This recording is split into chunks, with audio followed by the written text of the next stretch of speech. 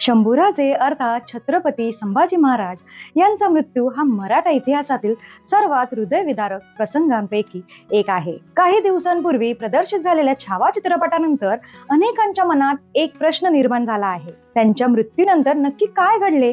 त्यांच्या शरीराचे तुकडे कोणी एकत्र करून शिवले आणि अंत्यसंस्कार कोणी केले? आज आपण याच प्रश्नांबद्दल बोलणार आहोत। मूळ विषयाला सुरुवात करणारच आहोत, पण त्याआधी व्हिडिओला एक लाईक नक्की करा। तब्बल 40 दिवसांच्या क्रूर छळानंतर 11 मार्च 1689 रोजी छत्रपती संभाजी महाराजांनी अखेरचा श्वास घेतला। मृत्यूनंतर औरंगजेबाने आणि त्यांच्या सैन्याने धर्मवीर छत्रपती संभाजी महाराजांच्या देहाचे तुकडे करून तुळापूर मधील त्रिवेणी संगमात फेकले। त्यानंतर औरंगजेबाची भीती मुलखात राहावी म्हणून कोणालाही या तुकड्यांना हात न लावण्याचे कडक आदेश दिले। त्यावेळी तुळापुरात औरंगजेबाचे 2 लाख सैन्य तैनात होते, त्यामुळे मराठ्यांना इच्छा असूनही महाराजांच्या पार्थिवाचे अंतिम संस्कार करता आले नाही। मात्र वडू गावातील काही निष्ठावान नागरिकांनी आपल्या जीवाची पर्वा न करता हे तुकडे एकत्र केले। विशेषतः महार समाजातील काही लोकांनी हे तुकडे एकत्र करून शिवण्याचे कार्य पार पडले। त्यांनी छत्रपतींच्या पार्थिवावर आवश्यक धार्मिक विधी पार पाडण्याचा प्रयत्न केला,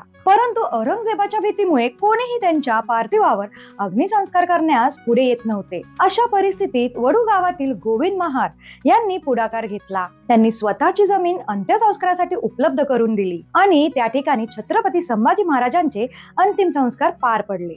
आज त्याच ठिकाणी संभाजी महाराजांची समाधी उभी आहे, जी त्यांच्या बलिदानाची साक्ष देते। शंभूराजांची 2 समाध्या आहेत, एक तुळापूरमध्ये आहे आणि दुसरी समाधी ही ज्या ठिकाणी त्यांना अग्नी देण्यात आली अशा वडू गावात आहे। संभाजी महाराज हे केवळ एक पराक्रमी योद्धे नव्हते, तर ते एक अभ्यासू विद्वान आणि प्रजाहित दक्ष राजा होते। त्यांच्या मृत्यूनंतर मराठ्यांनी त्यांच्या विचारांचा आणि संघर्षाचा वारसा पुढे नेला। त्यांच्या बलिदानाने मराठ्यांच्या मनात औरंगजेबाविरुद्ध असलेल्या संतापाला अधिक धार दिली आणि पुढील काळात मराठा साम्राज्याने औरंगजेबाचे मुघल साम्राज्य विरुद्ध लढाई तीव्र केली। पुढील काही दशकांमध्ये मराठ्यांनी आपल्या स्वातंत्र्यासाठी संघर्ष केला आणि शेवटी पेशव्यांच्या नेतृत्वाखाली मराठा साम्राज्याने मुघल सत्तेवर वर्चस्व मिळवले। काही दिवसांपूर्वी छत्रपती संभाजी महाराजांच्या जीवनावर आधारित छावा चित्रपट प्रदर्शित झाला, परंतु त्यातून शंभूराजांवरील अत्याचार आणि औरंगजेबाच्या निर्दयपणाचा फक्त काही भाग प्रेक्षकांसमोर आणला आहे। प्रत्यक्षात औरंगजेबाने छत्रपती संभाजी महाराजांवर केलेल्या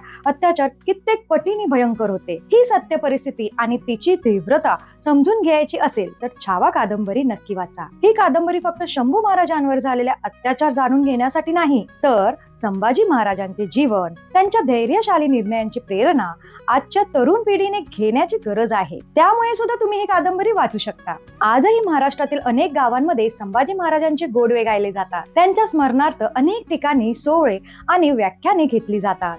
11 मार्च रोजी शंभूराजांची पुण्यतिथी दिवशी त्यांचे पराक्रम आणि बलिदान यांची आठवण ठेवून आपणही इतिहासाच्या या पवित्र पानांमधून प्रेरणा घेऊया।